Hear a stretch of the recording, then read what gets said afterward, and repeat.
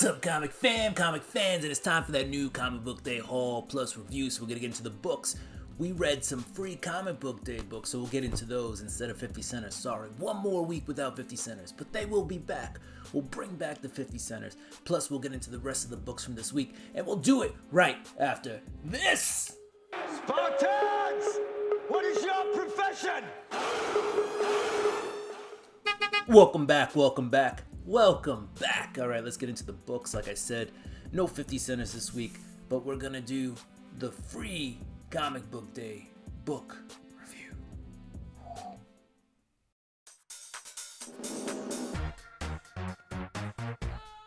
All right, these are just a few of the books I read. Quickly review them, and then we'll get into the books from this week.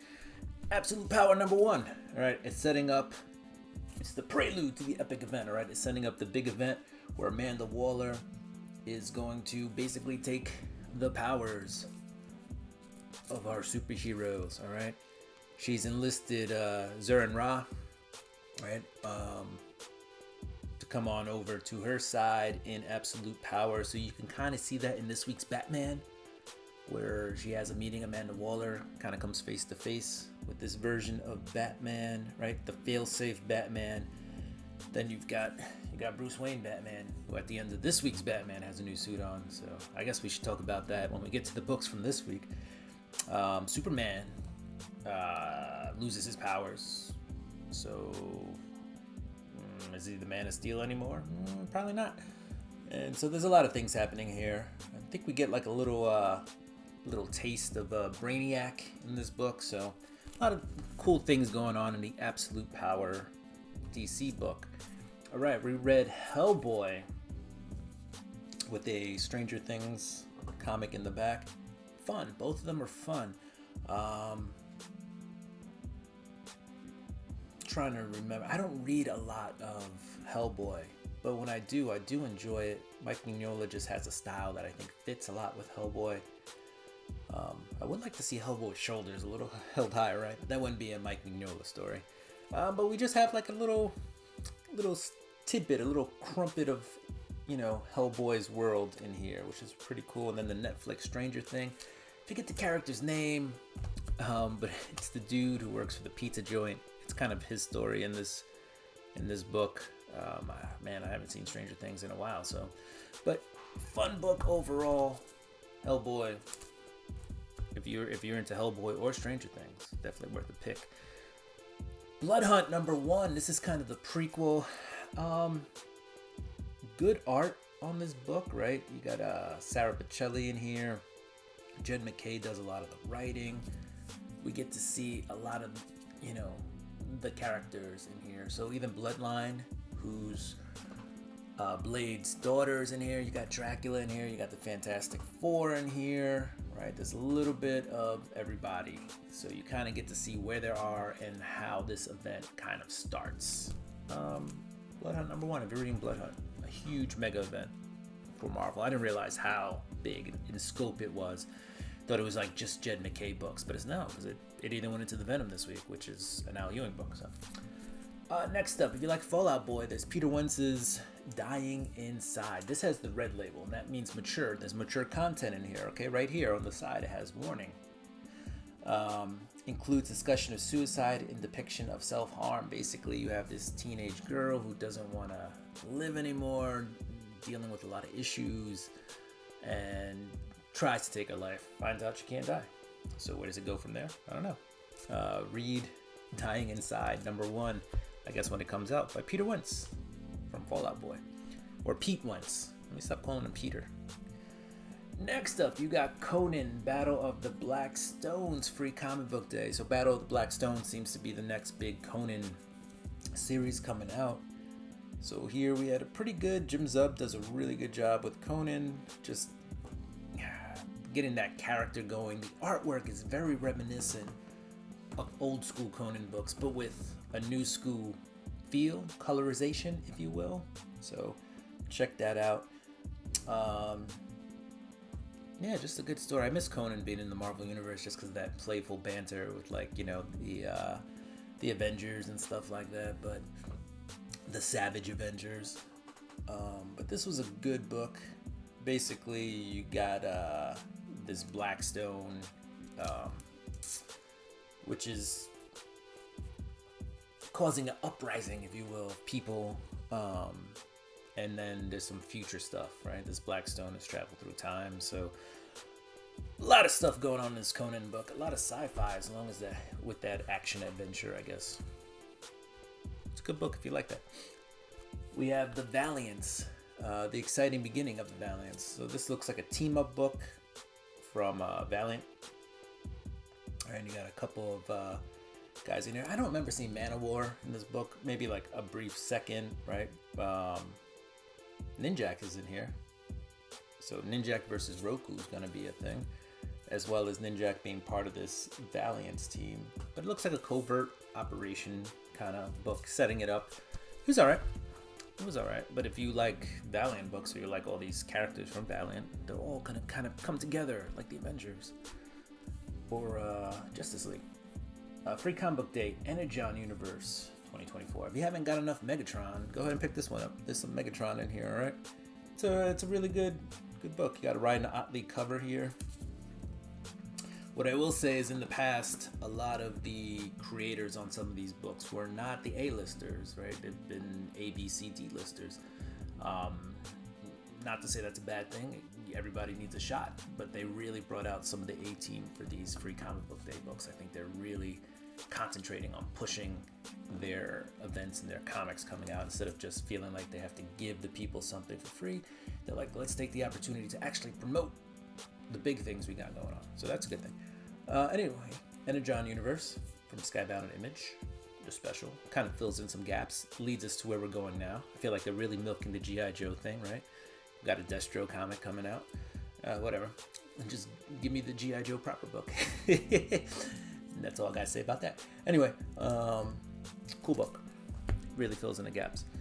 Here we go. Marvel Voices. There's some fun stories in here. So basically, to me, there's no like real agenda, if you will, with this book. It is just telling stories of some of these characters that are on the periphery, including the Spider-Man of India,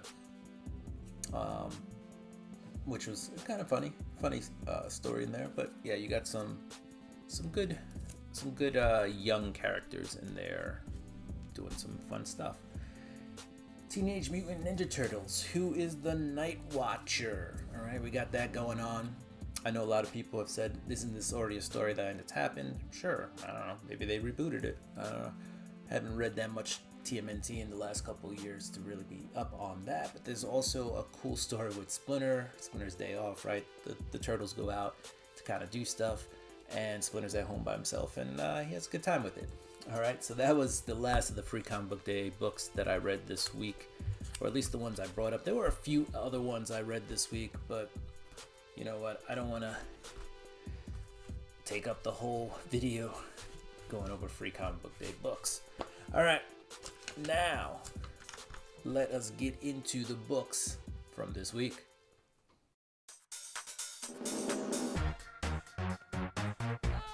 So let's get into the books from this week. First off, from DC, we got Batman 147 Dark Prisons. We had talked about this book while we were going over the Free Comic Book Day books. And in here, yes, you have Zur Ra going to Amanda Waller and like, watch your back, stay away. And Amanda Waller's like, at some point, everybody's going to turn on you. Well, who you think are friends aren't your friends, right? Because he thinks he's Bruce Wayne, but he's not. He thinks he's just the better half of Bruce Wayne. So he thinks the Justice League is like his buddies, but they're not really. In this book, we also have Vandal Savage running for police commissioner of Gotham. What? All right. And then Robin's figuring it out that, Zur Ra is not Bruce, because he's kind of playing it off like, he's in the robot body and he's just the uploaded consciousness, and this is the way that he can fight crime forever. And then Robin's like, wait, you're not Bruce. And he's like, and then we get a new sidekick in this book. So I'll let you read it to figure out who the new sidekick is in Batman, or for, failsafe. All right, we're moving on to Marvel because that's the only DC book I've picked up this week. There is Boy Wonder, which I thought about picking up, which is a Black Label book covering how Damian finds out how to become a Robin. I didn't pick it up. I don't know. I'll wait to see the reviews on that, and then maybe I'll pick that up. But this is the only DC book I picked up this week. All right, let's get into Marvel. A lot of books out of Marvel this week. A lot of Blood Hunt tie-ins. So we have Amazing Spider-Man. This is number 49. With a tie-in to Blood Hunt.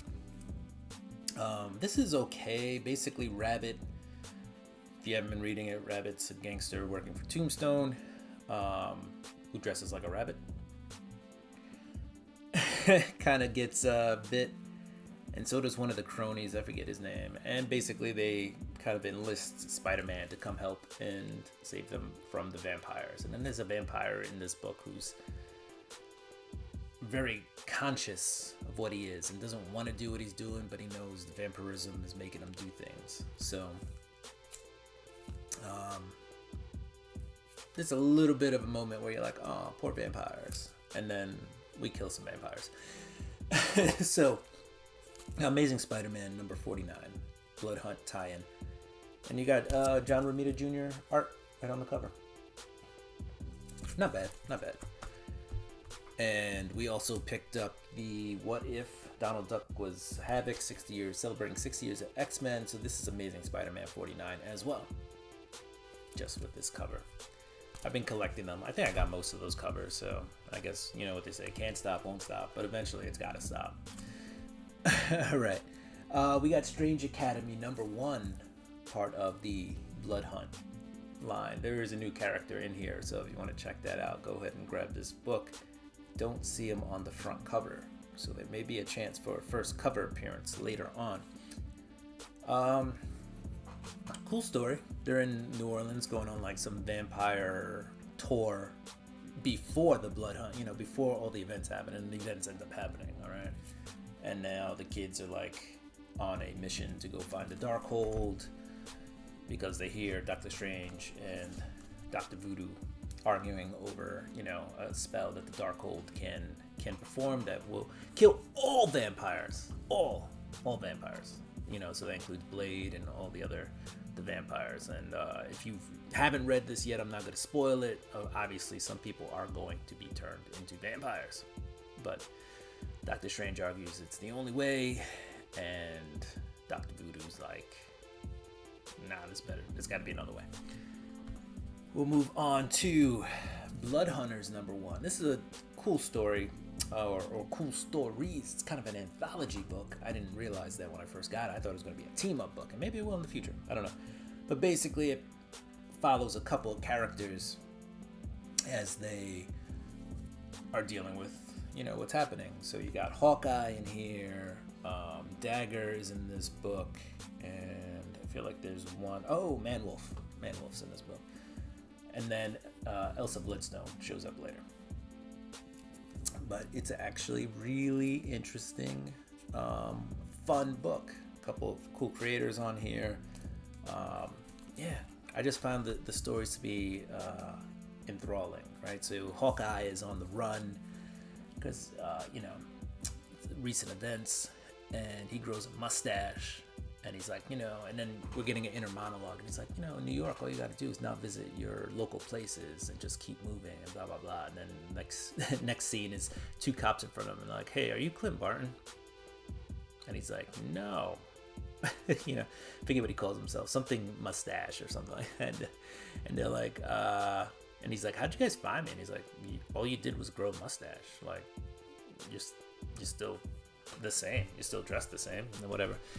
Anyway, then the whole vampire thing happens and hilarity ensues. You know, he recruits a puppeteer, you know, because you need wooden stakes to, you know, stab vampires through the heart. So, you know, instead they're stabbing puppets through the vampire's heart. It's a fun book. Check it out. Doctor Strange number 15. If you read Blood Hunt number 1 proper, not the red band, because something totally different happens in the red band, then this kind of ties in to that. All right. and you get to find out what happens to Doctor Strange, because the end of Blood Hunt is a direct conversation between Doctor Strange, Clea, and Blade. How do I forget Blade? Anyway, yeah, it's a very interesting ending to that book, and then this kind of fills in the gaps as to what happens after that. So this is a tie-in that's kind of directly involved instead of these other ones. Directly involved in the tie-in, the other Blood Hunt ones, not really. So if you want to see what happens after Blood Hunt 1 to Doctor Strange, who's in that book, that one kind of fills in the gap. Then last but not least, we got Venom number 33, part of the Blood Hunt series. Dylan is without the Venom symbiote. The Venom symbiote's without Venom, is without Dylan. Basically, as we know, the symbiotes can't survive long without a host. So we get Venom kind of sad, and he's like, what am I gonna do? Also, I was like, why don't you just find somebody to bond with? There's a lot of people out there. I mean, granted, half of them have been eaten by vampires, but there's still some people out there, and I'm sure there's somebody who would love to be in a symbiote suit and fight vampires. The safety of having that power. But I don't know. Anyway, Venom's all emotional, and he's thinking about going to the grave of Lee Price, and then some stuff happens, and that's where we get this cool homage cover. Cool. And Dylan's also like, man, I don't want Venom anymore. He did some bad stuff when he was a bad guy. And then it's like, why wouldn't you want that suit? There's vampires running around. Go be a hero and then figure it out. Anyway. But that's Venom 33. All right, Star Wars, The High Republic number 7. This is continuing with the whole Star Wars High Republic series. So here,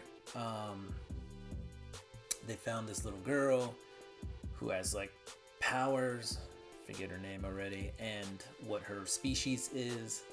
But anyway, there's like this mega lizard Jedi called Skier, and he's protecting her, but he's also got some mental issues going. He's got like some PTSD thing going on. The girl gets kidnapped. There's a big fight, and now they're all like, how do we get the girl back? Lorna D, who's a bad guy though, who's with them, uses her brain and puts a tracker on the kid, so when the kid gets kidnapped, they can now find the enemy base. So that's kind of where this leaves off. Also, that wasn't the only kid kidnapped. Apparently these bad guys have been kidnapping kids for a while, so there's more than one kid. So this Lorna D character who's in this book has been very, very villainous. Also shows a soft side for kids, children. All right, we're moving on to the indies now. We picked up Rook Exodus number 1. This is the second printing. All right, these second printings are in yellow, so that's pretty cool. It is a wraparound cover, so that's pretty cool. So you get some wraparound art. I think this is Jason Fabek, right? Yep. So this is a second printing. I'm gonna go try to put this backboard back in this book, in this bag. All right, I'm not. I'm gonna wait till after the video's over, and then we'll put it back in. All right, my comic shop guide threw this in. This didn't come in this week. I think came in last week. Barbaric number 1, Born in Blood. So this is like the 4th storytelling here. I didn't read it yet, so that was kind of a throw-in. I wanted to get through this week's books. I read the original arc of Barbaric, the second arc, and then I think some of the third arc come on. I love it. It's a really good series. So if you get a chance and you're into like D&D and Conan the Barbarian and those kind of things, and comedy, but also action and blood and guts and gore and magic, Barbaric. Try it out. See if it fits you. All right, we got Gunslinger Spawn number 31. Gunslinger. He's recruited the.